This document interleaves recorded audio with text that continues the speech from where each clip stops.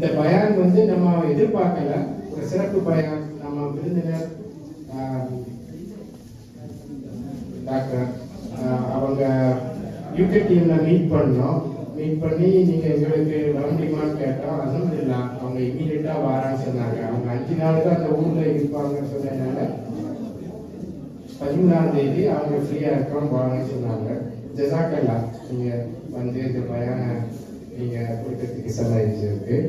இப்ப எங்களுடைய பள்ளி அல்ஹம்துலில்லாஹ் இதுவரைக்கும் அந்த ப்ராஜெக்ட் வந்து நல்லபடி போயிட்டு இருக்குது.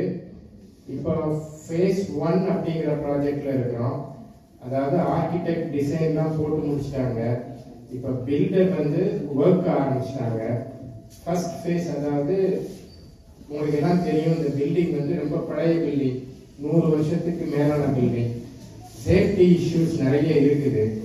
அதனால அதை ஸ்ட்ரிப் பண்ணி எங்க அதை ஸ்ட்ரென்தன் பண்ணணுமோ அதெல்லாம் பார்த்து நாங்கள் ஸ்ட்ரக்சரல் இன்ஜினியர் நிறைய பேக்ரவுண்ட் ஒர்க் நிறைய பண்ணோம். அதுக்கு நமக்கு நம்ம சகோதரர் இர்ஃபான் ரொம்ப ஹார்ட் ஒர்க் பண்ணி அதில் நிறைய டைம் ஸ்பெண்ட் பண்ணாரு. ஜஸாக்கல்லாஹ். அது மாத்திரம் இல்லை, டீம், ஃபுல் டீம் எல்லாமே ரொம்ப அதுக்காக அவங்களுடைய டைமை கொடுத்து ஒர்க் பண்ணாங்க. இப்போ ஸ்ட்ரக்சரல் இன்ஜினியர் ரிப்போர்ட்லாம் பார்த்துட்டு இப்போ பில்டரை நாங்கள் எம்ப்ளாய் பண்ணியாச்சு. பில்டர் வந்து பள்ளிவாசலை ஸ்ட்ரிப் பண்ணிட்டாரு. அந்த மெயின் ஸ்ட்ராங் ஸ்ட்ரக்சர் மாத்திரம் அந்த இருக்குது. இனிமேல் நெக்ஸ்ட் பில்டப் பண்ணணும். இப்போ பழைய பில்டிங்னால நம்ம எதிர்பார்த்ததை விட பட்ஜெட் கூடுதலாக போகும்போது இருக்குது. இப்போ செகண்ட் கோட் நாங்கள் கேட்டிருக்கோம். ஒரு ரஃப் கோட்டை அவர் கொடுத்துருக்காரு. முதல்ல நினைச்சா நம்ம அக்டோபர்ல பள்ளியை முடிச்சிடலாம், அக்டோபர் நவம்பர்லன்னு சொல்லி. இப்போ நிறைய எக்ஸ்ட்ரா ஒர்க் இருக்குனால அவரு ஜனவரி வரைக்கும் ஆகலாம் அப்படிங்கிறாரு பில்டர். ப்ளஸ் காஸ்ட்டும் முதல்ல நம்ம ஒரு 130க்குள்ள 150க்குள்ள முடிச்சிடலாம், 130 140க்குள்ள பில்டிங் மட்டும் முடிச்சிடலாம்னு நினைச்சோம். இப்போ இந்த ஸ்ட்ரக்சர் ஒர்க்லாம் பார்க்கும்போது கூடுதலாக போகும். எஸ்டிமேஷன் மண்டே கொடுக்குறேன்னு சொல்லியிருக்கிறாரு. ரஃபாக நாங்கள் நினைக்கிறோம் 175 கூட தான் போகும்னு நினைக்கிறோம். பட் அல்லாவுடைய கிருபை இருந்துச்சுன்னா அந்த பணம் வந்து நத்திங். அல்லா நினைச்சா ஒரே நேரத்தில் அந்த பணத்தை நம்ம கொடுத்துருவோம். நம்ம அந்த பள்ளியை நல்லபடி நம்ம கட்டி முடிச்சிடுவோம். நம்ம எல்லாம் துவா செய்வோம். கூடிய சீக்கிரம் அந்த பள்ளியை கட்டி கூடிய சீக்கிரம் அந்த பள்ளியில் நம்ம பயான் பண்ணுவோம், தொழுகை நடத்துவோம். ஆனால் நம்ம எல்லாருடைய ஒத்துழைப்பு அதுக்கு தேவை. நம்ம எல்லாரும் மனமார்ந்து துவா செய்வோம். அஸ்ஸலாமு அலைக்கும்.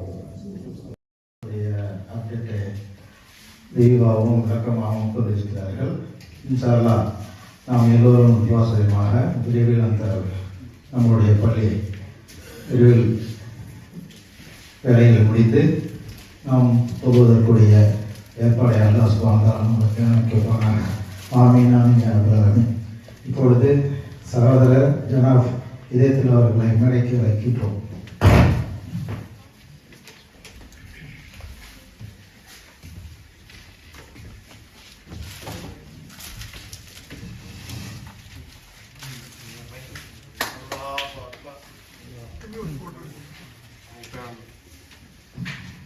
டிஎம்சி சார்பா சகோதரர் நம்ம ஜனாப் இதயத்துல்லா அவர்களுக்கு ஒரு சிறிய அன்பளிப்பை டிஎம்சி சார்பா வழங்கலாம்.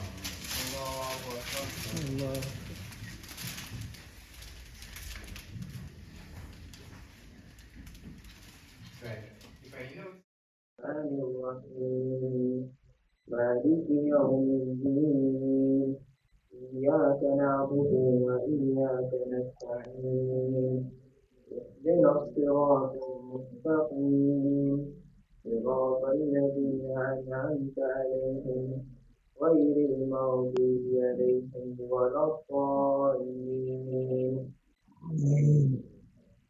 والضحى والليل إذا سجى وما وداك ربك وما قلى وللآخرة خير لك من الأولى ولسوف يؤتيك ربك فترضى لم يجدك يتيما فآوى ووجدك ضالا فهدى ووجدك عائلا فأغنى فأما اليتيم فلا تقهر وأما السائل فلا تنهر وأما بنعمة ربك فحدث.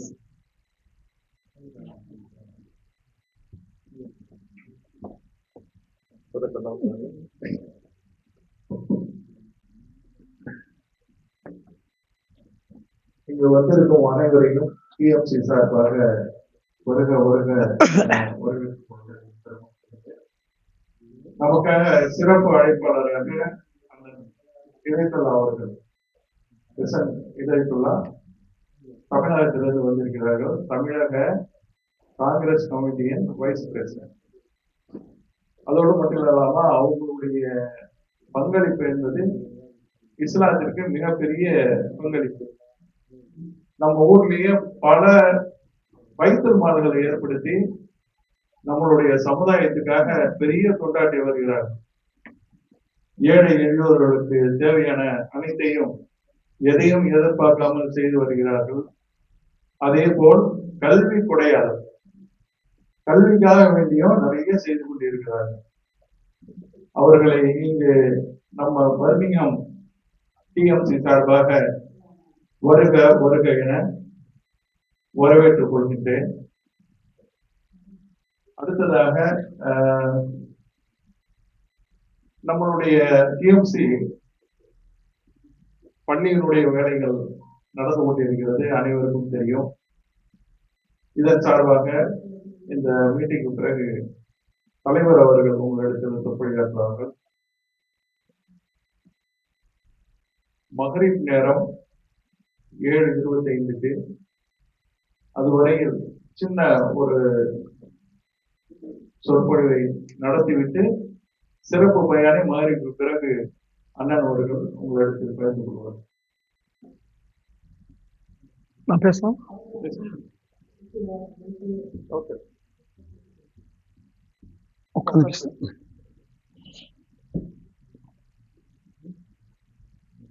அல்ஹம்துலில்லாஹ் வஸ்ஸலாத்து வஸ்ஸலாமு அலா ரசூலிஹில் கரீம். புகழ் அனைத்தும் உலக மக்கள் அனைவரையும் படைத்த ஒரே இறைவனுக்கே உரித்தாகட்டும். சாந்தியும் சமாதானமும் உலக மக்கள் அனைவருக்கும் அருள் கொடையாக வந்துதித்த அண்ணல் நபி ஸல்லல்லாஹு அலைஹி வஸல்லம் அவர்கள் மீதும் இந்த இனிய நிகழ்விலே ஐக்கிய ராஜ்யத்துடைய பிர்மிங்ஹாம் நகரிலே நடைபெற்றுக் கொண்டிருக்கக்கூடிய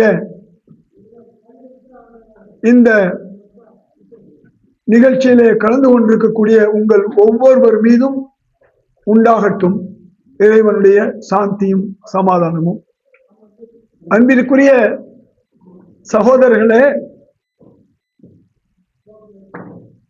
அல்லாஹ்வுடைய பேரருள் நாம் எல்லாம் முஸ்லிம்களாக இருக்கிறோம். அவனுடைய அருள் இல்லை என்றால் நாம் முஸ்லிம்களாக இருக்க முடியாது. ஒரு முஸ்லிம் என்பவன் இந்த உலகத்திலே மிகப்பெரிய பதவியிலே இருக்கக்கூடியவன். அமெரிக்க ஜனாதிபதியாக இருந்தாலும் இந்த உலகத்திலே சில காலம்தான் அவர் வெற்றியாளர். ஒரு முஸ்லிம் உண்மையான முஸ்லீமாக வாழ்ந்து விட்டால் அவன் இந்த உலகத்திலும் வெற்றியாளன், மறுமையிலும் வெற்றியாளன். இது அனைவருக்கும் கிடைக்கக்கூடிய வாய்ப்பல்ல. அல்லாஹ் தஆலா நமக்கு இஸ்லாத்தை தந்தான்.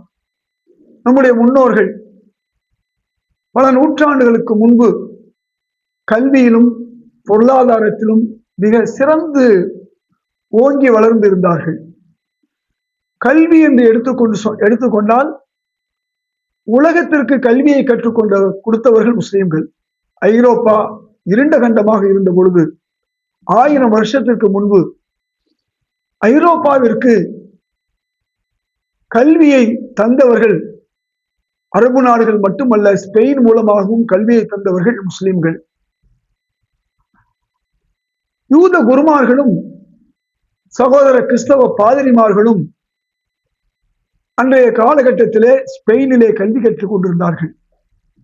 ஆக ஒரு இருண்ட கண்டத்திற்கு விளக்கை ஏற்றி வைத்த முஸ்லிம்கள் இன்று கல்வியிலும் பொருளாதாரத்திலும் உலகளாவிய அளவிலே பின்னடைவை சந்தித்திருக்கிறார்கள். உங்களுக்கெல்லாம் தெரியும், ஒரு குறிப்பிட்ட சமூகம், ஒரு விழுக்காடு கூட இல்லை யூதர் சமூகம், இன்றைக்கு அவர்கள் எத்தனை நோபல் பரிசு பெற்றிருக்கிறார்கள் என்று சொன்னால் 100க்கும் மேற்பட்ட நோபல் பரிசு பெற்றிருக்கிறார்கள்.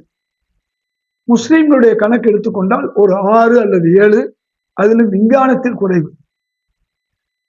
விஞ்ஞானத்தின் தந்தையாக இருந்தவர்கள் எல்லாம் முஸ்லிம்களுடைய வழி வந்தவர்கள். மருத்துவத்தின் தந்தை என்று சொன்னால் இப்னு அலி சீனா அவர்களை சொல்வார்கள். விஞ்ஞானத்தின் தந்தை அல்லது வேதியியலின் தந்தை என்று சொன்னால் ஜாபிர் இப்னு ஹையான் அவர்களை சொல்வார்கள். கணக்கை எடுத்துக்கொண்டால் 1 2 3, அந்த 1 2 3ங்கிற அந்த நம்பரை கண்டுபிடித்தது முஸ்லீம்கள். அதற்கு பேர் அரேபியன் நம்பர்னு சொல்லுவாங்க. லாகிருதம், இன்னைக்கு கணினிக்கு அடிப்படையாக இருக்கக்கூடிய கணிதம், இவற்றையெல்லாம் கண்டுபிடித்தவர்கள் முஸ்லிம்கள். பூகோள வரைபடத்தை உலகத்திலே முதல் அறிமுகப்படுத்தியவர் இமாம் இத்ரீஸ். அதே போன்று மருத்துவத்திலே பல விந்தைகளை செய்தவர்கள் இமாம் ஜஹ்ராவி, இமாம் நுவைஸ். இப்படி பல்வேறு துறைகளிலே உலகத்திற்கு முஸ்லிம்கள் ஆற்றிய பங்கு என்பது சாதாரண விஷயம் அல்ல. இன்னைக்கு ராக்கெட்னு சொல்றோம், ராக்கெட்டுக்கு அடிப்படையாக இருந்தது திப்பு சுல்தான் என்று சொல்வார்கள். இப்படி பார்க்கும் பொழுது உலக முஸ்லிம்கள் இன்றைக்கு பின்தங்கி இருந்தாலும் நம்முடைய முன்னோர்கள் கல்விக்கு மிகுந்த முக்கியத்துவம் கொடுத்தார்கள். காரணம், அல்லாஹு தாலா குர்ஆனிலே கூறுகிறான், யர்ஃபஉல்லாஹு அல்லதீன ஆமனு வல்லதீன ஊத்துல் இல்ம தரஜாத். அல்லாஹ் யார் கல்வியை பெற்றார்களோ அவர்களைத்தான் உயர்ந்த தர்ஜாவில் ஆக்குவான். அவர்கள் முஸ்லிம்களா இருக்கலாம், யாரும் இருக்கலாம். ஒரு 1000 ஆண்டுகளாக முஸ்லிம்கள் இருந்தார்கள். இப்பொழுது 500 ஆண்டுகளாக பார்த்தால் நாம் பின்தங்கி இருக்கிறோம் கல்வியில. அதுக்கு என்ன காரணம்? கல்லாமைக்கு காரணம் இல்லாமை என்று சொல்வார்கள். இல்லாமைக்கு காரணம் கல்லாமை என்று சொல்வார்கள். இந்த 2 நிலைகளை பார்க்கும் பொழுது நாம் செய்த தவறு என்ன என்று சொன்னால், 2 விஷயத்திலே இந்த சமுதாயம் தவறு செய்திருக்கிறது. சில நாடுகள் முன்னேறி இருக்கலாம், பெரும்பாலான முஸ்லிம்கள் பின்னடைவிலே இருக்கிறோம். ஒன்று, குர்ஆனை படிக்கவில்லை. குர்ஆன் தான் கல்வி. நீங்க குர்ஆனுடைய ஒவ்வொரு வசனத்தை எடுத்துக்கொண்டால் அவ்வளவும் விஞ்ஞானம். இன்றைக்கு அல்லாஹு தாலா சூரியனை பற்றி, சந்திரனை பற்றி, உலகத்தை பற்றி சொன்ன ஒவ்வொரு வாசகமும் நாம் பார்க்கணும். உலகம் உருண்டைன்னு சொல்றோம், அதுக்கு குர்ஆன் சொல்லுது. உலகத்தினுடைய அடிப்படை நீர், மின் குல்லி ஷைஇன் மின் மா என்று அல்லாஹ் அழகா சொல்லுகிறான். அஸ்ஸம்ஸு வல் கமர் பி ஹுஸ்பான் என்று அல்லாஹ் ஒவ்வொன்றும் அதனுடைய வட்டவரையில் இயங்கிக் கொண்டிருக்கிறது என்பதை அல்லாஹ் தெளிவாக சொல்கிறான். அதே போன்று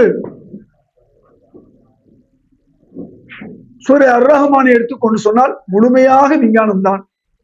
சூரே யாசீனை எடுத்துக்கொண்டால் அதுவும் விஞ்ஞானம் தான். ஆனால் நாம் எதற்கோ நாம் அதை பயன்படுத்தி கொண்டிருக்கிறோம். அன்பு சகோதரர்களே, இன்றைக்கு ஒவ்வொரு குர்ஆனுடைய வசனங்களிலிருந்து விஞ்ஞானத்தை கண்டுபிடித்தார்கள். நபிகள் நாயகமுடைய சுன்னத்தின் அடிப்படையிலே விஞ்ஞான கருத்துகள் வந்தது. இன்னைக்கு கணக்கியலிலே நாம் முன்னேறியதற்கு காரணம் குர்ஆன் சொல்லக்கூடிய அந்த பாகப்பிரிவினை மூலமாக நமக்கு கிடைத்தது. கிப்லாவை கண்டுபிடிக்க வேண்டிய கட்டாயத்தினால் திசை காட்டும் கருவியை நாம் தான் கண்டுபிடிச்சோம். பேனா எழுத வேண்டிய சூழ்நிலை, முகமது கிப்தி பேனாவை, ஃபவுண்டைன் பேனாவை கண்டுபிடிச்சாரு. இப்படி நான் சொல்லிக்கொண்டே போகலாம். ஒன்று, குர்ஆனை படிக்காம விட்டது. ஓதுனா ஒரு நன்மை, படிச்சா பல நன்மை. ஆனா இந்த மக்கள் இன்னைக்கு குர்ஆனை படிப்பதிலே பின்தங்கி இருக்கிறோம். ஏன்னா குர்ஆன்ல அவ்வளவு கல்வி இருக்குது. ரப்புல் மஷ்ரிகைனி வ ரப்புல் மக்ரிபைன், 2 கிழக்குக்கும் 2 மேற்குக்கும் இறைவன் என்று அல்லாஹ் சொல்றான்னா உலகம் உருண்டை என்பதை அதிலே தெளிவாகுது. இப்படி ஒவ்வொரு விஷயத்திலும் நாம் குர்ஆனை கோட்டை விட்டோம். நாம் இன்றைக்கு பின்தங்கி இருக்கிறோம். இது ஒன்று. இன்னொன்று 5 கடமைகளிலே ஜக்காத்தை நாம் கோட்டை விட்டோம், பொருளாதார பின்னடைவு. இந்த 2 விஷயத்தை மட்டும் நாம் சரியாக இனிமேல் செய்துவிட்டால் இந்த உலகத்திலே நாம் தான் முன்னணிக்கு வருவோம், இன்ஷா அல்லாஹ் வருவோம். அல்லாஹ் குர்ஆன்ல தெளிவா சொல்றான், அவலம் நுமக்கினுலகம் என்ற ஒரு வாசகம். அதுல உங்களுக்கு நான் சொல்லணும்னு சொன்னா, இம்மக்கன்னாகும் ஃபில் அர்லி அகாம ஸலா வ ஆத்து ஸக்கா. ஆட்சி அதிகாரம் இருந்தால் தொழுகையையும் நிறைவேற்றுவார்கள், ஜக்காத்தையும் நிறைவேற்றுவார்கள். தொழுகையும் நிறைவேற்றுவார்கள், ஜக்காத்தையும் நிறைவேற்றுவார்கள். அப்ப இப்படிப்பட்ட ஒரு சூழலிலே இன்றைக்கு நாம் தொழுகைக்கு கொடுக்கிற மரியாதையை ஜக்காத்துக்கு நாம் கொடுக்கவில்லை. ஆட்சி அதிகாரம் உங்களுக்கு வேண்டும் என்று சொன்னால் அல்லாஹ் சொல்றான், தொழுகையையும் நீங்க செய்யணும், ஜக்காத்தையும் நிறைவேற்ற வேண்டும். பஸ் ஜக்காத்தி ஃபாயிலுன், ஜக்காத் என்பது கொடுப்பது அல்ல, நிறைவேற்றுவது. ஆக அன்பு சகோதரர்களே, இந்த ஜக்காத்தை பற்றி நாம் சொல்லுவோம். அதற்கு முன்பு ஒரு சின்ன தகவலை சொல்லுகிறேன், 5 நிமிஷத்துல முடிச்சு கொள்ளலாம் இன்ஷா அல்லாஹ். நபி ஸல்லல்லாஹு அலைஹி வஸல்லம் மௌத்துடைய நேரம், அங்கே அன்சாரிகள் எல்லாம் சேர்ந்து ஒருவரை கலீபாவாக தேர்ந்தெடுத்து விட்டார்கள். இதை கேள்விப்பட்ட உமரில் அவர்கள் அபூபக்கர் சித்திக் அவர்களை அழைத்துக் கொண்டு போய் அதை நிறுத்தி புதிதாக கலீபாவாக அபூபக்கர் சித்திக் அவர்களை தேர்ந்தெடுத்து அழைத்து வருகிறார்கள். மஸ்ஜித் நபவிக்கு வந்த பிறகு நடந்தது என்ன என்று சொன்னால், அங்கே ஒரு சிலர், நாங்கள் இனிமேல் ஜக்காத்தை பைத்துல் மாலுக்கு தரமாட்டோம், ஜக்காத்தை தருவோம், எங்க கைகளால் நாங்கள் விரும்பியவர்களுக்கு தருவோம், ஆனால் பைத்துல் மாலுக்கு தரமாட்டோம் என்றுதான் சொன்னார்கள். உடனடியாக கலீபாவாக தேர்ந்தெடுக்கப்பட்ட வந்த நிமிஷம், இன்னொரு பக்கம் ரசூல் ஸல்லல்லாஹு அலைஹி மையத்து. இதை சொன்ன உடனே என்ன சொன்னார்னா, நீங்கள் எல்லாம் காபிராகி விட்டீர்கள். ஒரே வார்த்தை அடிச்சார். யார? சஹாபாக்களை பார்த்து நீங்கள் எல்லாம் காபிராகி விட்டீர்கள் சொன்னாரு. பதவியை ஏற்று அனுப்பி வைத்த உமர் இல்லா கேட்கிறார்கள், என்ன கலீஃபா இந்த வார்த்தையை சொல்கிறீர்களே, இது நியாயமா? அவர்கள் கலிமா சொல்லி இருக்கிறார்கள், அவர்கள் தொழுகிறார்கள், அவர்கள் நீங்கள் எப்படி காபீர் என்று சொன்னவுடன் உடனடியாக ஹதீஸ் எடுத்து சொல்றார். ஒருவர் கலிமா சொல்லி தொழுது ஜக்காத்தும் செலுத்தவில்லை என்றால் அவரோடு நான் போர் புரிவேன், அவர் அல்லாஹ்வை நிராகரித்து விட்டார். அடுத்து குர்ஆன் வசனம், பைலுல் லில் முஷ்ரிகீன் அல்லதீன லா யூத்துன ஸகாத்த வஹும் பில் ஆகிரத்திஹிம் காஃபிரூன். ஜக்காத்தை செலுத்தாதவன் மறுமையை மறுக்கக்கூடிய காபிர் மற்றும் முஸ்ரிக். இதை கேட்ட உடனே உமர் அல்லாஹு தாலா அபூபக்கர் சித்திக் அல்லாஹ்வுடைய இருதயத்தை விசாலமாக்கி விட்டான் என்று சொல்லிவிட்டு, அதுக்கு முன்ன என்ன நடந்துச்சுன்னா, இந்த கேள்வியை கேட்ட உடனே அபூபக்கர் சித்திக் என்ன செஞ்சாருன்னா, உமர் அல்லாஹ்வுடைய சட்டையை தூக்கி பிடித்து, அறியாமை காலத்தில் பெரிய வீரனாயிருந்த உமரா நீர் கோழையாகி விட்டீர் என்று அவரை கீழே இறக்கி வைத்து விட்டுத்தான் இந்த விஷயத்தை சொன்ன உடனே அல்லாஹு தாலா அபூபக்கர் சித்திக் அல்லாஹ்வுடைய இருதயத்தை விசாலமாக ஆக்கி விட்டான்னு சொன்னதோடு மட்டுமல்ல, லவ் மனஊனி காலை, இப்படி கொஞ்ச நாளைக்கு முன்னால ரசூல் ஸல்லல்லாஹு அலைஹி வஸல்லம் கையில பைத்துல் மாலுக்கு ஜக்காத்தாக ஒரு ஒட்டகத்தையும் கயிறையும் அல்லது ஒரு ஒட்டகத்தையும் குட்டியையும் கொடுத்து விட்டு, என்னிடம் ஒட்டகம் வேண்டுமென்றால் நான் தருகிறேன், ஜக்காத்தாக குட்டியை அல்லது கயிறை தரமாட்டேன் என்று ஒருவர் சொன்னால் அவர்களோடும் நான் போர் புரிவேன் என்று சொன்னார்கள். அடுத்த வரி சொன்னார்கள், வல்லாஹி லா உகாத்திலன்ன மன் ஃபர்ரக பைன ஸலாத்தி வ ஸகாத்தி. ஜக்காத் வேற தொழுகை வேறேன்னு யாராவது பிரித்து பார்த்தால், நான் பள்ளிவாச கட்டுவேன் ஆனா இங்க பைத்துல் மால் இருக்காது, அங்கே ஜக்காத்துக்கு வேலை இருக்காதுன்னு சொன்னா அவர்களோடும் நான் போர் புரிவேன். கொஞ்சம் சிந்திச்சு பாருங்க, நம்ம மக்கள் வெறும் பள்ளிவாசலை மட்டும் கட்டுவாங்க, ஆனா அகீமு ஸலாத் மட்டும்தான் இருக்கும், ஆத்து ஜக்காத்து இருக்காது. அப்ப அரை கிணறு தாண்டின மாதிரி, அரை கிணறு தாண்டினா என்ன நடக்கும்? உள்ள விழுந்துருவோம். இதுதான் இன்றைய சமுதாயம் மாற்றம் பெறணும். ஒவ்வொரு மஸ்ஜிதுகளிலும் அகீமு ஸலாத் இருக்கணும், ஆத்து ஜக்காத் இருக்கணும். ஜக்காத் என்பது வசூலிக்கப்படணும், வசூலிக்கப்பட்டு அது ரசூல் ஸல்லல்லாஹு அலைஹி வஸல்லம் எப்படி ஏழை எளியவர்களுக்கு விநியோகித்தார்களோ, பகிர்ந்து கொடுத்தார்களோ அப்படி செய்ய வேண்டும்.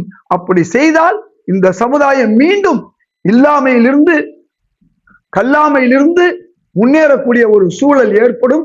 ஆகவே அத்தகைய ஒரு சமுதாயத்தை நாம் எல்லாம் உருவாக்க வேண்டும் என்று கேட்டுக்கொண்டு இன்ஷா அல்லாஹ் மக்ரிபுக்கு பிறகு ஜக்காத்தை பற்றி, சதகாவை பற்றி, பைத்துல் மாலை பற்றி இன்னும் நாம் பல தகவல்களை பேசலாம். அஸ்ஸலாமு அலைக்கும் வரஹ்மத்துல்லாஹி வபரகாத்துஹு. வஸ்ஸலாத்து வஸ்ஸலாமு அலா ரசூலில் கரீம். புகழ் அனைத்தும் உலக மக்கள் அனைவரையும் படைத்த ஒரே இறைவனுக்கு உரித்தாகட்டும். சாந்தியும் சமாதானமும் இந்த உலக மக்கள் அனைவருக்கும் அருட்கொடையாக வந்துதித்த அண்ணன் நபி ஸல்லல்லாஹு அலைஹி வஸல்லம் அவர்கள் மீதும், இந்த நிகழ்விலே கலந்து கொண்டிருக்கக்கூடிய உங்கள் ஒவ்வொருவர் மீதும் உண்டாகட்டும். அன்பிற்குரிய சகோதரர்களே, சகோதரிகளே, மக்ரிபுல் தொழுகைக்கு முன்பு சில விஷயங்களை நான் சொல்லியிருந்தேன். அதை சற்று சொல்லிவிட்டு நான் நம்முடைய பயானை ஆரம்பிக்கலாம். முஸ்லிம் சமுதாயம் இன்று கல்வியிலும் பொருளாதாரத்திலும் மிகவும் பின்தங்கி இருக்கிறது. ஒரு சில நாடுகளிலே சில பணக்காரர்கள், செல்வந்தர்கள் இருக்கலாம். ஒரு சில நாடுகளிலே கல்வியிலே சிலர் முன்னேறி இருக்கலாம். ஒட்டுமொத்தமாக பார்க்கும்போது உலகத்தினுடைய இன்றைய பிற சமூகங்கள், சகோதர கிறிஸ்தவர்கள், யூதர்கள், இன்ன பிற சமூகத்தை ஒப்பீடு செய்து பார்க்கும் பொழுது கல்வியிலும் பொருளாதாரத்திலும் முஸ்லிம்கள் பின்தங்கி உள்ளனர் என்பதை நாம் ஒத்துக்கொண்டுதான் ஆக வேண்டும். ஏன் இந்த நிலை? நபி ஸல்லல்லாஹு அலைஹி வஸல்லம் அவர்கள் உருவாக்கிய இஸ்லாம் கொஞ்சம் கொஞ்சமாக வேகமாக முன்னேறி ஜக்காத்தையே வாங்குவதற்கு ஆளில்லாத ஒரு சூழல் பொருளாதாரத்திலே, கல்வியிலே உலகத்திற்கே கல்வியை கொடுத்த ஒரு சமூகம் இன்றைக்கு பின்தங்கி போய் இருக்கிறது என்று சொன்னால் அதற்கு சில காரணங்கள் உண்டு. அதிலே மிக முக்கியமான காரணங்கள் ஒன்றுதான் இன்றைக்கு திருக்குர்ஆனை படித்து உணர்ந்து செயலாற்றாத ஒரு தன்மை. ஓதினால் ஒரு நன்மை, படித்தால் பல நன்மை. ஒரு முஸ்லீமாக இருந்து கொண்டு தினந்தோறும் ஒரு பக்கமாவது பொருளுடன் உணர்ந்து படிக்காத ஒரு நிலை. அல்லாஹ் எந்த அளவுக்கு சொல்கிறான் என்றால், அஃபலா யததப்பரூன் அஃபலா யஅகிலூன் அஃபலா யன்துரூன். நீங்கள் இந்த குர்ஆனை ஆராய்ச்சி செய்ய வேண்டாமா? இந்த குர்ஆனை சிந்தித்து உணர வேண்டாமா? இந்த குர்ஆனை உற்று நோக்க வேண்டாமா? எப்போது சிந்திக்க முடியும்? முதல்ல நம்ம படிக்கணும். படிச்சுட்டு ஆய்வு செய்யணும், சிந்திக்கணும். நாம படிக்கவே இல்லை. நம்ம பெரும்பாலும் குர்ஆனை படிக்கவில்லை. படித்தால் பல உண்மைகள் நாம் அறிவோம். நான் மீண்டும் சொல்றேன், ஓதுனா ஒரு நன்மை, படிச்சா பல நன்மை. அப்ப கல்வியில நாம எப்போ முன்னேற முடியும்? அல்லாஹ் சொன்னா, யர்ஃபுல்லாஹு அல்லதீன ஆமனூ மின்கும் வல்லதீன ஊத்துல் இல்ம தரஜா. இந்த உலகத்தை பொறுத்தவரை அல்லாஹ் எல்லாருக்கும் பொதுவானவன். அவனுக்கு முஸ்லீம் என்றோ, சகோதர இந்து என்றோ, சகோதர கிறிஸ்தவர் என்றோ பிரிவினை இல்லை. காரணம், அவன் யார் என்று தன்னை பற்றி சொல்லியிருக்கிறான். அவன் யார்? சூரா ஃபாத்திஹால நீங்க தினந்தோறும் ஓதுறீங்க, அல்ஹம்துலில்லாஹி ரப்பில். அப்படின்னா என்ன பொருள்? அவன் ரப்புல் முஸ்லிமீன் இல்லை என்று தெளிவா சொல்லிட்டான். அந்த ரப்புல் ஆலமீன், இந்த உலகத்தில் இருக்கக்கூடிய அனைத்து மக்களுக்கும் அவன் அல்லாஹ். மனிதர் என்று எடுத்துக்கொண்டான், எல்லா படைப்புகளுக்கும் அவன் தான் ரப்பு.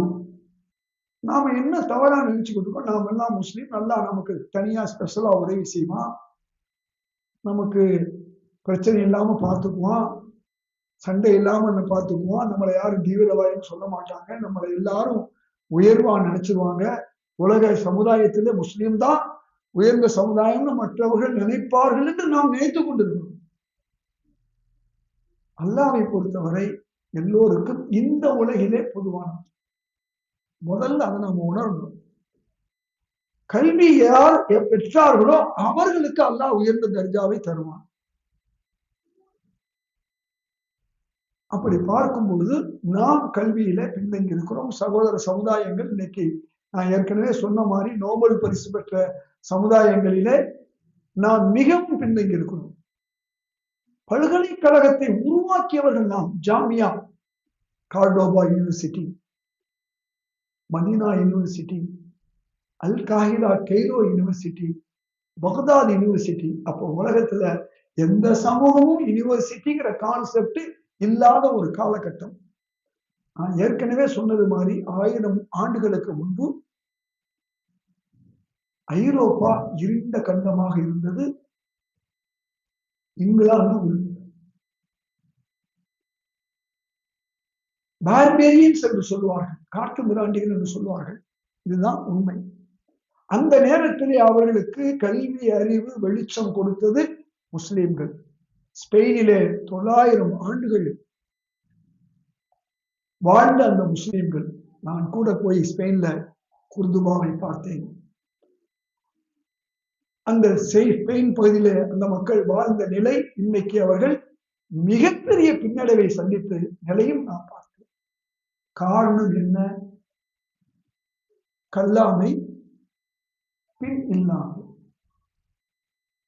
பணம் இருந்தும் தவறான வழியில் செய்த செலவுகள், அல்லாஹ் ரசூலை மறந்த ஒரு நிலைமை. அல்லாஹ் குர்ஆன் இதை தெளிவாக கூறுகிறான். வமன் ஆரல் அன் திக்ரி ஃபஇன்ன லஹு மஈஷத்தன் வன்கா. யார் எனது திருக்குரானை, எனது வார்த்தைகளை மறந்து போகிறார்களோ, மறுத்து விடுகிறார்களோ, அவர்களுக்கு நெருக்கடியான வாழ்க்கையை தருவேன். நேரோ லைஃப். இன்னைக்கு உலக முஸ்லிம்களிலே பெரும்பாலோர் நெருக்கடியான ஒரு வாழ்க்கையை சந்தித்திருக்கிறார்கள், சந்தித்துக் கொண்டிருக்கிறார்கள். உலகத்திலே உயர்ந்த நிலையில் இருக்க வேண்டிய முஸ்லிம்கள் இஸ்லாத்தை பின்பற்றாததால், குர்ஆனையும் நபிமொழியையும் முறையாக அறியாததால், தங்களுக்குள் சண்டையிட்டுக் கொண்டிருப்பதால். நபி ஸல்லல்லாஹு அலைஹி வஸல்லம் கூறுகிறார்கள், இதா ஆலமத் உம்மத்தி துன்யா நுஸியத் மின்ஹா ஹைபத்துல் இஸ்லாம். எப்பொழுது என் உம்மத்து இந்த உலகத்தினுடைய நிலைகளிலே மூழ்கி போய்விடுகிறதோ, இஸ்லாத்துடைய கண்ணியம் எடுபட்டு போய்விடும்.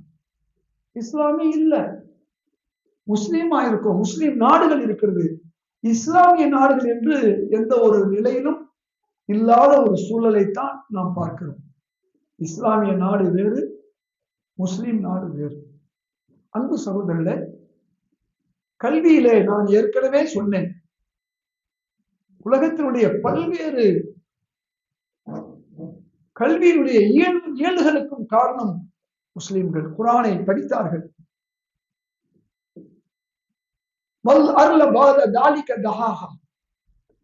இந்த உலகம் என்பது உருண்டையாக இருக்கிறது, நெருப்பு கோழி முட்டை போன்று இருக்கிறது. இன்று கண்டுபிடித்தார்கள், அன்றே அல்லாஹ் சொல்லியிருக்கிறான். அதை ஆய்வு செய்ததனால் நம் முன்னோர்கள் மேலே இருந்தார்கள். அந்த சமாவாத்தி வல்வர்ல காணத்தா ரத்துகா ஃபதக்னாஹும். அன்றைய குர்ஆன் சொன்னது என்ன சொன்னது? இந்த அகிலம் என்பது, இந்த யூனிவர்ஸ், வானம், பூமி, அண்ட சராசரங்கள் எல்லாம் ஒன்றாக இருந்தது, நாம் தான் பிரித்தோம் என்று சொன்னால், இன்றைக்கு பிக் பேங் தியரி சொல்லுகிறது, ஆமாம் என்று சொல்லுகிறது. இன்றைய விஞ்ஞானிகள் யாரோ கண்டுபிடித்தார்கள் என்று சொல்லுகிறது. கண்டுபிடித்தது யார்? கண்டுபிடிக்க வேண்டியது யார்? 1400 வருஷம் ஏறத்தாழ நாம் குரானை அன்றைய முன்னோர்கள் சிந்தித்ததால் தான் உலகம் உருண்டை என்று கண்டுபிடித்தார்கள், பூகோள வரைபடத்தை கண்டுபிடித்தார்கள், 400 இடத்துக்கு உலகம் உருண்டை என்றார்கள். ஆனால் இப்னு கல்தூன் 1000 வருஷத்துக்கு முன்னால ஒரு மலையில ஏறி உலகத்தினுடைய நீள அகலத்தை சொன்னார். இப்படி குரானை படித்தார்கள், நாம் படிக்கவில்லை. நான் ஏற்கனவே பல வசனங்களை உங்களுக்கு சொன்னேன், திருக்குறானுடைய வசனங்களை. மரஜல் பஹ்ரைனி யல்தகியானி பைனஹுமா பர்ஸகுல்லா யப்கியான். 2 கடல்கள், 2 நீரோட்டம் ஒன்று சேர்கின்ற இடத்திலே ஒரு பிளவு இருக்கிறது என்று 1700 வருஷத்துக்கு முன்ன சொன்னது. இன்னைக்கு என்ன? இன்றைக்கு கண்டுபிடிக்கிறார்கள். ஆமாம், ஜபலே தாரிக் பல இடங்கள்ல 2 கடல்கள் சேருகிறது, ஆனால் 2க்கு நடுவிலே ஒரு கடல். இப்படி சொல்லிக்கொண்டே போகலாம். அன்பு சகோதரர்களே, ஒன்று கல்லாமை, கல்வியிலே பின்தங்கி விட்டோம். காரணம், குர்ஆன் ஹதீஸை நாம் மறந்தோம். நம்முடைய இமாம்களுடைய வார்த்தைகளை நாம் தூக்கி ஒரு ஓரமாக வைத்து விட்டோம். 2வது, கல்லாமைக்கு காரணம் இல்லாமை. அல்லாஹ் தஆலா இந்த சமுதாயத்தை வழிநடத்துவதற்கு திருக்குர்ஆனை கொடுத்தான். அதை செயல்படுத்தி காண்பதற்கு நபி ஸல்லல்லாஹு அலைஹி வஸல்லம் அவர்களை கொடுத்தான். ஆனால் குர்ஆனுடைய சொல்லும் நபி ஸல்லல்லாஹு அலைஹி வஸல்லம் செயலும் இன்றைக்கு கொஞ்சம் கொஞ்சமாக நாம் விட்டதன் காரணமாக மிகப்பெரிய பின்னடைவிலே இந்த சமுதாயம் இருக்கிறது. இதிலே நான் கல்வியை பற்றி சொல்லிவிட்டு, இப்ப பொருளாதாரம், இவ்வளவு பெரிய சமுதாயத்தை உருவாக்கி அல்லாஹ்வுக்கு தெரியாதா? இந்த சமுதாயம் பொருளாதாரத்தில் முன்னேறி இருக்க வேண்டும் என்றால் என்ன செய்ய வேண்டும்? நம்முடைய முன்னோர்கள் செய்தார்கள். 5 கடமைகளில் குறைஞ்சபட்சம் நாம முறையா பின்பற்ற வேண்டாமா? கலிமா சொல்றோம், அந்த உண்மையை ஹக்கீக்கத்தை நாம் அறிய வேண்டும். கலிமா என்ன? அல்லாஹ்னா யாரு? குல் ஹுவல்லாஹு அஹத், அல்லாஹ் ஒருவன். அல்லாஹு சமது, தேவையற்றவன். அவனுக்கு லம் எலில் வலம் யூலது, அப்பனும் இல்லை பிள்ளையும் இல்லை. வலம் யகுல்லஹு குஃபுவன், அவனுக்கு இணையாக எதுவும் இல்லை. இறைத்தன்மையை உலகத்திற்கு இஸ்லாம் தான் கொடுத்தது. இறைவன்னா எப்படி இருக்கணும்னு இதை சொன்ன ஒரு காரணத்திற்காகத்தான் நபி ஸல்லல்லாஹு அலைஹி வஸல்லம் அவர்கள் கல்லடியும் சொல்லடியும் பட்டார்கள். கலிமா, அந்த இறைவனை நாம் ஏற்றுக்கொண்டிருக்கிறோம். ஆனால் அதை உண்மையாக பின்பற்றுகிறோம் என்றால் கொஞ்சம் பின்னடைவில் இருக்கிறோம். தொழுகை நாம் ஓரளவுக்கு அறிந்திருக்கிறோம். நோன்பு, சிறு வயதிலிருந்து நோன்பு வைக்கிறோம், ஓரளவுக்கு அறிந்திருக்கிறோம். ஹஜ்ஜு நாம் செல்லும் போது நமக்கு வழிகாட்டிகள், இமாம்கள் அல்லது ஆலிம்கள் வருகிறார்கள், போகிறோம். ஆனால் ஜக்காத் என்ற ஒரு முக்கியமான ஒரு அம்சத்தை, அல்லாஹ் கொடுத்த ஒரு பொருளாதார திட்டத்தை, நபிகள் நாயகம் ஸல்லல்லாஹு அலைஹி வஸல்லம் அவர்கள் செயலாற்றிய அந்த அற்புதமான ஒரு திட்டத்தை இன்றைக்கு மறந்து விட்டோம். ஜக்காத் என்றால் என்ன? நாம எல்லாம் என்ன நினைக்கிறோம்? ஜக்காத் என்றால் நோன்பு காலம் வந்தால் சில்லறை ரூபாயை மாற்றி பிச்சைக்காரர்களுக்கு கொடுப்பது, சொந்தக்காரர்களுக்கு கொடுப்பது, கணக்கு பண்ணி கொடுப்பது, கணக்கு பண்ணாம கொடுப்பது, கொடுக்காமல் இருப்பது. இப்படித்தான் ஜக்காத்தை நாம் நினைத்துக் கொண்டிருக்கிறோம். அல்லாஹ் சொன்ன ஜக்காத் என்பது அது அல்ல. அன்பு சகோதரர்களே, இந்த உணவு கொடுப்பது, தண்ணீர் கொடுப்பதெல்லாம் கொஞ்சம் விட்டுட்டு எல்லாரும் அமைதியா கேளுங்க. உங்க போக்குவரத்துல கொஞ்சம் சவுண்ட் வருது, கொஞ்சம் பார்த்துங்க. நாம ஒன்றும் நோன்பு வச்ச சமுதாயம், மணிக்கணக்கில் சாப்பிடாம இருந்த சமுதாயம். அதுக்குதான் ஒரு பயிற்சியை தான் நோன்பா நமக்கு எல்லாம் கொடுத்துருக்கான்.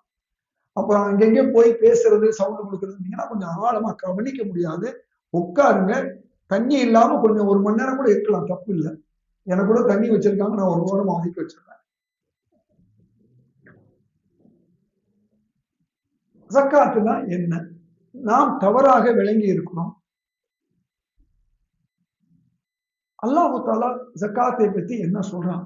ரொம்ப விளக்கமா சொல்லியிருக்கான். 5 கடமைகளிலே விளக்கமாக சொன்ன கடமை என்னன்னா ஜக்காத் தான். தொழுகைக்கு அடுத்ததுதான் ஜக்காத். ஆனா தொழுகைக்கு இணையான கடமை. அல்லாஹ் தொழுகையை பற்றி சொல்லும் போதெல்லாம் அகீமு ஸலாத்த வ ஆத்து ஜக்காத். நான் உங்களை கேட்கும் போதெல்லாம் நீங்க பதில் சொல்லணும். அப்பதான் நீங்க கேட்கறீங்களான்னு நான் தெரிஞ்சுக்குவேன். உங்களுக்கு தெரிஞ்சதை தான் கேட்பேன், தெரியாதான் நான் கேட்க மாட்டேன். அகீமு ஸலாத்த ஜக்காத். ஏன் இந்த ரெண்டையும் சேர்த்து சொன்னா? தொழுகையோட நோன்பை சேர்த்து சொல்லியிருக்கானா? இல்ல. தொழுகையோட ஜக்காத்தை சேர்த்து இது ஹஜ்ஜை சேர்த்து சொல்லியிருக்கானா? இல்ல. இந்த 2 ரெட்ட கடமை. சரி, தொழுகையை விட அதிகமா ஏன் விளக்கமா ஜக்காத்தை பத்தி சொன்னான்? இப்ப 5 நேர தொழுகை எங்கேயாவது குரான்ல இருக்குதா? இல்ல. 5 நேர தொழுகையுடைய அந்த வரிசை பிரகாரம் ஏதாவது குரான் சொல்லி இருக்கா? இல்ல. ஃபஜருக்கு எத்தனை ரக்காயத்து, லோஹருக்கு எத்தனை ரக்காயத்து எங்கேயாவது குரான் சொல்லி இருக்கா? ஷேக் வந்திருக்காங்க, தனியா கூப்பிட்டு அவரை கேளுங்க. நீங்க நாகூர் வைனர் ஷேக் வந்திருக்காங்க, ரக்காயத்தை பத்தி சொல்லல. எவ்வளவு முக்கியமானது தொழுகையில. நீங்க எத்தனை ரக்காத்து மகரிப் தொழுதீங்க? கூட ஒரு ரக்காத் சேர்த்து 4 ரக்காத் தொழுதா? யார் நமக்கு சொல்லி கொடுத்தா தொழுகைய? நபி ஸல்லல்லாஹு அலைஹி வஸல்லம். என்னை எவ்வாறு தொழ கண்டீர்களோ அவ்வாறு தொழுது கொள்ளுங்கள். எப்படி நிற்கும் போது என்ன, ருக்குவுல என்ன, சுஜூதுல என்ன, இதை கூட அல்லாஹ் சொல்லி கொடுக்கிறார். அல்லாஹ் நாடி இருந்தா ஒரு வரி போதும். ரக்காத்தைனி ஃபில் ஃபஜ்ரி அர்ப ரக்காத்தன் ஃபில் ظஹரின்னு ஒரே வரியில அடிச்சிருப்பான். சொல்லலையே. அல்லாஹ் தொழுகையை பத்தி அகீமு ஸலாஹ் வர்கூ வஸ்ஜுது, ருக்கு செய், சுஜூது செய், கிதாபன் மௌகூதா, நேரத்தில் தொழுதுகொள். இன்னும் தொழுகையுடைய சிறப்புகள். ஆனா ஜக்காத்தை பத்தி மிக விளக்கமா சொல்றான். ஜக்காத்தினா என்ன? ஜக்காத்து யார் யாருக்கு உரிமையாகும் கொடுக்க சொல்லல. இன்னமா ஸதகாத்து லில் ஃபுகரா வல் மசாகின் வல் ஆமிலீன் அலைஹா சொல்லக்கூடிய அல்லாஹ் இந்த 8 பேருக்கு நீ கொடுன்னு சொல்லல, 8 பேருக்கு உரிமையாகும் தான் சொல்றான். அதுல 3வது இடத்துல வசூல் செய்பவர்களுக்கும் கொடுக்கணும்னு சொல்றான். அப்படின்னா ஜக்காத்து வசூல் செய்யப்பட வேண்டும். நீங்க எல்லாம் அறிஞராக இருக்கீங்க, படிச்சுட்டு தான் இங்க வந்திருக்கீங்க, உங்களுக்கு தெரியும். போய் படிக்கணும். 9வது அத்தியாயம் 60வது வசனம் சொல்லுது, ஃபரீலத்தம் மினல்லாஹ், இது என்னிலிருந்து வந்த கடமை. நபி ஸல்லல்லாஹு அலைஹி வஸல்லம் பார்த்து கேட்கிறாங்க. ஜக்காத்தை பத்தி கேட்கும் போது மற்ற கடமைகளை அல்லாஹ் நபிமார்கள் கையில் கொடுத்து விட்டான், ஜக்காத்தை தன் பொறுப்பில் வைத்துக் கொண்டான். ஹதீஸ், தன் பொறுப்பில் வைத்துக் கொண்டான். அதுக்குள்ள விவரம் அவனே சொல்றான். ஜக்காத் என்றால் அடிப்படை அல்லாஹ்வுடைய நேரடி பர்லு விளக்கமா சொல்றான். கூட்டாதான் ஜக்காத்தை கொடுக்கணும். சதக்கா, ஜக்காத்தை வசூல் செய், எடு, குடுக்கு. அல்லாஹ் சொல்றான், நான் சொல்லல. அப்போ உனக்கு என்னென்ன கிடைக்கும் அல்லாஹ் சொல்றான். ஜக்காத்து வேற, சதக்கா வேற, விளக்கமா விலாவாரியா சொல்றான். தொழுகைக்கு அடுத்ததுதான் ஜக்காத், மாற்று கருத்து இல்லை. ஏன்னா ரொம்ப பேர் அதை துஷ்பிரச்சாரம் பண்ணி விட்டுருவாங்க. ஏன் தொழுகைக்கு விட விளக்கமா ஜக்காத்தை சொன்னான்னு சொன்னா, தொழுகை ஹுக்கூக்குல்லா, நோன்பு ஹுக்கூக்குல்லா, ஹஜ் ஹுக்கூக்குல்லா, ஜக்காத் அப்படி அல்ல. அதிலே ஹுக்கூக்குல்லாவும் இருக்கிறது, ஹுக்கூக்குல் இபாதம் இருக்கிறது. மனிதனுக்கு செய்ய வேண்டிய கடமையும் இருக்கிறது, மனிதன் இறைவனுக்கு செய்ய வேண்டிய கடமையும் ஜக்காத்தில் இருக்கிறது. தொழுகை நமக்கும் அல்லாஹ்வுக்கும் உள்ளது. அல்லாஹ் நினைச்சா மன்னிச்சிருவான். 40 வயசுக்கு பின்னாலும் தொழுகிறாங்க, இஸ்லாத்துக்கு வரலாங்க, தொழுகிறாங்க, அல்லாஹ் மன்னிப்பான். சஹாபாக்கள் எத்தனை பேர் வயசான பிறகு இஸ்லாத்துக்கு வந்தாங்க. ஆனா தொழுகை என்பது திருக்குரான் ஏன் விளக்கமா சொல்லலைன்னா அது ஹுக்கூக்குல்லா மட்டும்தான். நோன்பு ஹுக்கூக்குல்லா மட்டும். ஒரு அளவுக்கு முக்கியமான விஷயங்களை மட்டும் அல்லாஹ் கோடிட்டு காமிச்சிருக்கான். ஜக்காத்து என்னுடைய ஜக்காத்து இன்னொரு மனிதனுக்கும் போகுது. ஜக்காத்து கொடுக்கறதுனால நான் அல்லாஹ்வுடைய கட்டளையை நிறைவேற்றி விட்டேன். அன்பு சகோதரர்களே, இந்த ஜக்காத்தை விளக்கமாக சொல்லி இருந்தும் இந்த சமுதாயம் விளங்காம இருக்கிறது மட்டுமல்ல, அந்த கடமையை அனாதையாக ஆக்கிவிட்டது. வறுமையை ஒழிக்க வந்த ஒரு திட்டம் இன்னைக்கு பிச்சைக்காரர்களை உருவாக்கக்கூடிய ஒரு திட்டமாக நாம் மாற்றிவிட்டோம். பிச்சைக்காரர்கள் பார்த்தீங்கன்னா, நான் தமிழ்நாட்டுக்கு பார்க்கிறேன், ஒவ்வொரு ஊர்லயும் நோன்பு காலம் வந்தா போய் கூட்டம் கூட்டமா பிச்சை எடுப்பது. முஸ்லிம் அல்லாத சகோதர சமுதாயத்திலும் இதை அறிந்து அவர்கள் துப்பி போட்டு விட்டு புர்கா போட்டு விட்டு 4 வார்த்தையை கற்றுவிட்டு அஸ்ஸலாமு அலைக்கும், அல்லாஹ் உங்களுக்கு பரக்கத் செய்யுமா, உங்க ஜக்காத்தை கொடுங்க, இப்படி 4 வரி நம்ம தான் கற்றுக் கொடுக்கிறோம். எவ்வளவு மோசமான ஒரு நிலை! ஜக்காத்து என்பது தனியாக குழு என்று தவறாக விளங்கியதன் காரணமாக என்ன நிலைமைக்கு வந்து விட்டோம்னா, ஒரு 300-400 வருஷங்கள் ஜக்காத்து வசூலிக்கப்பட்டது. இந்த சமுதாயம் மேலோங்கி இருந்தது. எப்பொழுது ஜக்காத்து தனியாக கொடுக்கணும், சில காலகட்டம் வந்தது. நமக்கு சொன்னாங்க, உஸ்மான் ரலியல்லாஹு காலத்துல நெருக்கடி நிலை, அதை வைத்துக் கொண்டு அன்னைக்கு கொஞ்சம் கொடுங்க, மீண்டும் ஜக்காத்து வசூல் பண்ணாங்க. உஸ்மான் ரலியல்லாஹு கொடுத்தாங்க. ஒருத்தர் சமீபத்தில் சொல்றாரு, எல்லா சஹாபாக்களும் ஜக்காத்தை முறையா செலுத்தினார்கள், இப்னு உமர் ரலியல்லாஹு வரை செலுத்தினார்கள். ஆனா அவருடைய சிஷ்யர் ஒருத்தர் தனியா கொடுத்தாராம், ஆனால் நம்மளும் தனியா கொடுப்போம். எப்படி விளங்குகிறார்கள் மக்களை பாருங்க. அன்பு சகோதரர்களே, தாத்தாரியர்கள் நமக்கு எதிராக ஒரு பெரிய யுத்தத்தை நடத்தினார்கள். அந்த நிலையிலே அன்றைக்கு நம்முடைய ஆலிம்கள், இமாம்கள் ஒரு கூட்டு இல்லாத ஒரு தன்மையிலே தனியா கொண்டு சொன்னாங்க. அது அப்படியே தொடர்ந்து போச்சு. இன்னைக்கு அன்றிலிருந்து மிகப்பெரிய பின்னடைவை இந்த சமுதாயம் சந்தித்திருக்கு. அல்லாஹ் சொல்றான், இம்மக்கன்னாஹும் ஃபில் அர்லி அகாமு ஸலாத் வ ஆத்து ஸகாத். ஆட்சி அதிகாரம் வந்தால் தொழுகைக்கு நிறைவேற்றணும், ஜக்காத்தையும் நிறைவேற்றணும். ஜக்காத்தி ஃபாயிலும் நிறைவேற்றுவது. அப்ப ஆட்சி அதிகாரம் இல்லைன்னா திருப்பி பெறணும்னா என்ன செய்யணும்? தொழுகையும் நிறைவேற்றணும், ஜக்காத்தையும் முறையா நிறைவேற்றணும். ஆட்சி அதிகாரம் தானா வரும். அல்லாஹ் சொல்றான். இப்ப இந்த ஜக்காத்துடைய விஷயத்துல நாம் விளங்கிக் கொள்ள வேண்டிய விஷயம், ஜக்காத் is a tax, like tax, not charity. அது தர்மம் அல்ல. பேருக்கு சொல்லுவாங்க, எழுதும் போதெல்லாம் சொல்லுவாங்க ஏழை வரி, செல்வந்தர் வரி, அது வரின்னு சொல்லுவாங்க. ஆனா செயல்பாட்டுல அவங்கவுங்க எடுத்து கொடுத்துருவாங்க. இப்ப ஜக்காத்து ஹயாத் ஆகணும், சதக்காவும் ஹயாத் ஆகணும். இப்ப சகோதரர் ஃபாருக்கோ அல்லது நம்முடைய தலைவர் டாக்டர் வேற என்ன அஸ்கர் சாப் 10 லட்சம் ரூபாய் சம்பாதிக்கிறாரு. அத்தியாவசிய செலவு, உணவு, உடை 2 லட்சம் ரூபாய் போச்சு. அப்ப 8 லட்சம் ரூபாய் இருக்கு. 10 லட்சமே கணக்கு போடுங்க, பரவாயில்லை. கழிக்கணும்னு நினைச்சா கழிக்கலாம், கழிக்கலையா 10 லட்சம். இந்த 10 லட்சம் ரூபாய்க்கு 2.5% எவ்வளவு சொல்லுங்க? 25,000.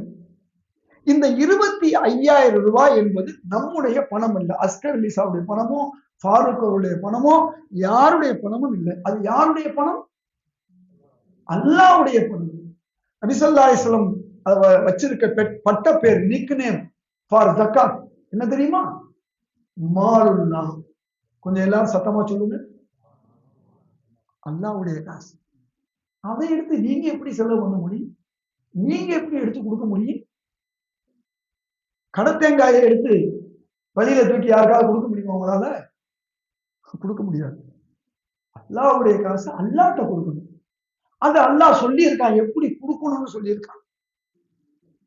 அப்ப ஜக்காத் என்பது மாலுல்லா. இன்னொரு பட்ட பேர் வச்சிருக்காங்க ரசூல் ஸல்லல்லாஹு அலைஹி வஸல்லம், அவுசாஹுன் நாஸ் மனிதர்களுடைய அழுக்கு விஷம். 10 லட்சம் ரூபாயில அந்த 25,000 ரூபாய் விஷம் அதை கொடுக்காம இதுல கலந்துருச்சுன்னு சொன்னா இந்த 9,75,000 அல்லது இந்த 10 லட்சமும் விஷம். ஒரு 10 வருஷம் 30 வருஷம் பணக்காரனா இருக்கலாம். அப்புறம் என்ன ஆகும்? எத்தனை பணக்காரங்களை பார்க்கிறோம் ஜக்காத்து சதகாவை ஒழுங்கா செய்யலைன்னு சொன்னா அவங்க நிலைமையை நான் பார்க்கிற போலதான் கீழே விழுந்து விடுறாங்க. இப்ப நபி ஸல்லல்லாஹு அலைஹி வஸல்லம் சொன்னதுதான் ஆயிஷா நாயகி ரிவாயத் செய்றாங்க. இந்த ஜக்காத்தை நீங்க முறையா செலுத்தினா உங்களுக்கு 3 விஷயங்கள் கிடைக்கும். திருட்டிலிருந்து உங்கள் சொத்து பாதுகாக்கப்படும், தீயிலிருந்து உங்க சொத்து பாதுகாக்கப்படும், நோயிலிருந்து உங்க சொத்து பாதுகாக்கப்படும். நோய் வரும், ரொம்ப எளிதா போயிடும். இந்த 3 இன்சூரன்ஸ் உங்களுக்கு கிடைக்கும் பை பேயிங் 2.5% பிரீமியம். இந்த ஜக்காத் என்ன? பிரீமியம். மனசு கஷ்டமா இருக்கும். இந்த 25,000 தூக்கி கொண்டு போய் பைத்துல் மால்ல பள்ளி வாசல்ல டிஎம்சியில கொண்டு போய் கொடுக்கறதா மனசு சொல்லும். அங்கதான் ஷைத்தான் வருவான். இல்ல இல்ல இது ஏன் காசு இல்லை, இதை கொண்டு போய் நான் ஒப்படைச்சிருங்க. இப்ப நைட்டு பிரியாணி சாப்பிட போறோம், கஷ்டப்பட்டு போய் சம்பாதிச்சு நம்ம போய் சாப்பிடுவோம். இங்க இல்ல வெளியில சாப்பிடுவோம். சாப்பிட்ட பிறகு காலையில போய் எங்கே உட்காருவோம்? டாய்லெட்ல உட்காருவோம். உட்கார்ந்த உடனே நம்ம கஷ்டப்பட்டு சம்பாதிச்சு சாப்பிட்ட பொருளாச்சே அதை ஒரு பிளாஸ்டிக்ல கட்டி எடுத்து கொண்டு வந்து பீரோல வச்சுக்கோன்னு யாராவது செஞ்சிருக்காங்களா? செஞ்சது. ஏன்? ஃபிளஷ் அவுட், ஒரே தட்டு. அதுதான் ஜக்காத்து செல்வந்தர்களுக்கு. ஏழைகளுக்கு அது பரிசுத்தம். ஜக்காத்துக்கு இன்னொரு பேர் என்ன? பரிசுத்தம். பணக்காரர்களுக்கு அது அழுக்கு, விஷம். யாராவது விஷத்தை கட்டி கூட வச்சிருவாங்களா? இதை மட்டும் புரிஞ்சுக்கங்க. ஜக்காத்து உங்க காசு இல்லை. ஜக்காத்து யார் காசு? சத்தமா சொல்லுங்க. அல்லாஹ்ட்ட கொடுக்கணும். அல்லாஹ் எப்படி சொல்றான்? ஜக்காத்தை வசூல் செய். குத் மின் அம்பாலியும் சதக்கா 9:103 வசூல் செய். வசூல் செய்தால் உங்களுக்கு என்ன? நீ அல்லாஹ் கொடுக்குறீங்கல்ல, அது அழகிய கடனா வச்சிருக்க, கடனா வச்சிருக்க, அல்லாஹ்வுக்கு கொடுக்குறீங்க. அல்லாஹ் உங்களை சும்மா விட்டுருவானா? எவ்வளவு பெரிய ஆளு. நீங்க அல்லாஹ்ட்ட கொண்டு போய் கொடுத்துடுறீங்க. அல்லாஹ் சொன்ன மாதிரி நபி ஸல்லல்லாஹு அலைஹி வஸல்லம் சொன்ன மாதிரி நபி ஸல்லல்லாஹு அலைஹி வஸல்லம் என்ன சொல்றாங்க? அல்லாஹ் ஜக்காத்தை வசூல் செய்யுங்கிறான். அதை விளக்கமா சொல்றாங்க. ஒரே ஹதீஸ் தான் ரசூலுல்லாஹ் சொன்னது. இந்த ஒரு ஹதீஸை விளங்கல இந்த சமூகம். ஒரே ஹதீஸ் தான். யார் முஅல்லிமா போனாலும் சொல்லக்கூடிய ஒரே வாசகம், உங்களை நான் வேதக்காரனம் அனுப்புகிறேன். எமனுக்கு முஆத் இப்னு ஜபல் அனுப்பும் போது அங்க ஏதோ ஒரு ஆட்சியெல்லாம் கிடையாது. உங்களை வேதக்காரனம் அனுப்புகிறேன், அவர்களுக்கு கலிமா சொல்லிக் கொடுங்கள், ஏற்றால் தொழுகையை சொல்லிக் கொடுங்கள், ஏற்றால் அஃபர்லல்லாஹு அலைஹி ஸதகா தூகது மின் அக்னியாஹிம் வ துரது அலா ஃபுகராஹிம். அல்லாஹ் ஒன்னும் சும்மா ஜக்காத்தை கடமையாக்கல. நீங்க நினைச்ச மாதிரி உங்க இஷ்டத்துக்கு கொடுக்கறதுக்கு அல்லாஹ் கடமையாக்கல. ரசூலுல்லாஹ் சொல்றாங்க, உங்க ஊர் செல்வந்தரிடம் ஜக்காத்தை வசூல் செய்து உங்கள் நகரத்தில் உள்ள அல்லது உங்கள் ஊரில் உள்ள ஏழைகளுக்கு பங்கிடும் அடிப்படையில் தான் ஜக்காத்தை அல்லாஹ் கடமையாக்கி இருக்கிறான். ஜக்காத்தை எப்படி கடமையாக்கி இருக்கிறான்? உங்க பர்மிங்ஹாம்ல உள்ள மக்களிடம் ஜக்காத்தை வசூல் செஞ்சு உங்க பர்மிங்ஹாம்ல உள்ள ஏழைகளுக்கு பங்கிடக்கூடிய அடிப்படையில் தான் அல்லாஹ் ஜக்காத்தை கடமையாக்கி இருக்கிறான். அப்ப அல்லாஹ் வசூல் செய்து சொல்றான். ரசூல் ஸல்லல்லாஹு அலைஹி வஸல்லம் கொஞ்சம் விளக்கமா சொல்றாங்க. அப்ப பர்மிங்ஹாம்ல இருக்கக்கூடிய ஜக்காத்து எந்த ஊருக்கு போகணும்? சரியா கவனிக்கல, சொல்லுங்க. நான் ஒண்ணு உங்கள்ட்ட நான் பயான் பண்ண வரல. பயான் பண்ணா அதுக்கு பயன் இருக்கணும். ஃபதக்கிர் இன்னஃபாத்தி திக்ரா. அல்லாஹ் குர்ஆன்ல ரசூலுல்லாஹ் பார்த்து சொல்றான், உங்களை பார்த்து சொல்றான். பயன் இருந்தா பயான் பண்ணு. பயன் இருந்தா இல்ல, அந்த பயான் பண்ண வேண்டிய அவசியம் இல்லை. நான் இப்போ உங்களோட உரையாடி கொண்டிருக்கேன், நான் பயான் பண்ண வரவில்லை. அதனால நீங்க எனக்கு பதில் சொல்லிக்கிட்டே இருக்கணும். அப்பதான் நீங்களும் கவனிக்கிறதாக நான் நினைச்சுக்கிறேன். அப்ப ஜக்காத்தை வசூல் செய்யணும். அந்தந்த ஊர்ல அந்தந்த பகுதியில வசூல் செய்யணும். இப்ப நீங்க இருக்கீங்க, பரிமையால கொடுக்கலாம். உங்க சொந்த ஊருக்கு ஒரு பகுதியை கூட கொடுக்கலாம், தப்பு இல்லை. உங்க பிறந்த ஊருக்கும் கொடுக்கலாம், இங்கேயும் கொடுக்கலாம், இங்கேயும் மொத்தமா கொடுக்கலாம், அங்கேயும், இப்படி உங்க விருப்பம். அது உங்க பொருள்ல அதை நீங்க ஒப்படைக்கணும். அப்ப அல்லாஹ் சொல்றான், உங்களுக்கு என்ன தர்றேன், துத்தஹிருஹும், நீங்க சுத்தமாயிருங்க, உங்க பொருள் சுத்தமாயிருது. 97,000 ரூபாய் ஹலாலா இன்சூர்ட் அமௌண்ட், பாதுகாப்பான அமௌண்ட். நீங்க பணக்காரனா இருப்பீங்க, உங்க பிள்ளைங்க இருக்கும், உங்க பேர பிள்ளைங்க இருக்கும், தொடர்ந்து ஜக்காத்தை கொடுத்துட்டு வந்தா. இதை விட என்ன பெரிய விஷயம் அல்லாஹ் நமக்கு செய்யணும். உங்க பாவம் அழிந்து நீங்க பரிசுத்தவான்களா மாறுறீங்க. உங்க ஆன்மா சுத்தம். எவ்வளவு பாவம் பண்றோம் நம்மளை அறிஞ்சும் அறியாமலும். நீ ஜக்காத்தை கொடு, உங்க பாவம் அழிகிறது. ஏன்னா கஷ்டமான விஷயம். ஓசியில ஒளி செஞ்சு ஏசியில தொழுன்னா நம்மளால தொழுதுருவான். ஆனா காசியை கூடுறான்னா யோசிப்பான். புரியுதா உங்களுக்கு? அதுக்குதான் இவ்வளவு கடுமை. தண்டனையை அல்லாஹ் நேரடியா குர்ஆன்ல சொல்லியிருக்கான், மற்ற கடமைகளுக்கு நேரடியா சொல்லல. ஜக்காத்துக்கு மட்டும்தான் நேரடியா சொல்லியிருக்கான். எப்படி சொல்லியிருக்கான் தெரியுமா? 50,000 சனத்தின், 70வது அத்தியாயம் 4வது வசனம் சொல்லுது. அதுக்குள்ள ஹதீஸ் 50,000 ஆண்டுகள். அபூ ஹுரைரா ரிவாயத்து, ரசூல் ஸல்லல்லாஹு அலைஹி வஸல்லம் சொல்றாங்க, மூமினாக இருந்தாலும் ஜக்காத்தை செலுத்தவில்லை என்றால் அவர்களுக்கு தீர்ப்புக்கு முன்னதாக 50,000 வருடம் நரக தண்டனை. மூமினாக இருந்தாலும். தர்ஜமாங்கிற புக்கு 3 மிகப்பெரிய ஆலிம்கள் பதிவு பண்ணியிருக்காங்க. அதுல எடுத்து 70வது அத்தியாயம் 4வது வசனத்துக்கு என்ன ஹதீஸ்னு போய் பாருங்க. உங்களுக்கு ஜெராக்ஸ் அனுப்புறேன், அதை எல்லாருக்கும் பகிர்ந்து கொடுங்க. எப்படி தண்டனை அதையும் அல்லாஹ் சொல்றான், ஜக்காத்து விஷயத்தை மட்டும்.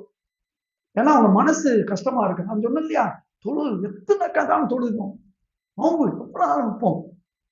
ஆனா ஜக்காத்து அடுத்தவனுக்கு, ஹஜ்ஜு கூட போயிடும், உம்ரா போயிடும். ஏன்னா இப்ப பாத்தீங்கன்னா அது ஒரு ஃபேஷனா போச்சு. ரசூல் ஸல்லல்லாஹு அலைஹி வஸல்லம் அதையெல்லாம் பின்பற்றது இல்லை. நான் ரசூலை விட பெரிய ஆளு, நான் 10 உம்ரா பண்ணுவேன், வருஷம் உம்ரா பண்ணுவேன். என்ன உம்ராவுடைய தாத்பரியத்தை கூட அறியாம நாம செஞ்சு கொண்டு இருக்கோம். அந்த ரூபாயை எதுக்கு கொடுக்கலாம்னு கூட தெரியாம நாம செஞ்சுக்கிட்டு இருக்கோம். ஆனா நான் அதை பத்தி இப்ப பேச வரல. இப்ப சப்ஜெக்ட் என்னன்னு சொன்னா, இந்த ஜக்காத்துடைய விஷயத்துல அல்லாஹ் நமக்கு தெளிவா சொல்றான், நீங்க சுத்தமாறீங்க, உங்க மனசு, உங்க பொருள். அடுத்து அல்லாஹ் சொல்றான், வஸல்லி அலைஹிம், நபி ஸல்லல்லாஹு அலைஹி வஸல்லம் உத்தரவு போடுறான், யாராவது ஜக்காத்தை டிஎம்சியில கொண்டு வந்து கொடுத்துட்டீங்க, உங்க மஸ்ஜிதுல கொண்டு வந்து கொடுத்துட்டீங்க, உங்க முஹல்லாவுல கொடுத்துட்டீங்கன்னு சொன்னா ரசூலுக்கு உத்தரவு போடுறான். ரசூலே ஸல்லல்லாஹு அலைஹி வஸல்லம் உத்தரவு, அவர்களுக்கு ஸலவாத்து சொல்லுங்க. நீங்க யாராவது கொண்டு வந்து கொடுக்கலாம், காதரா இருக்கலாம், ஃபாரூக்கா இருக்கலாம், யாரோ பேர் இருக்கலாம், கொண்டு வந்து நீங்க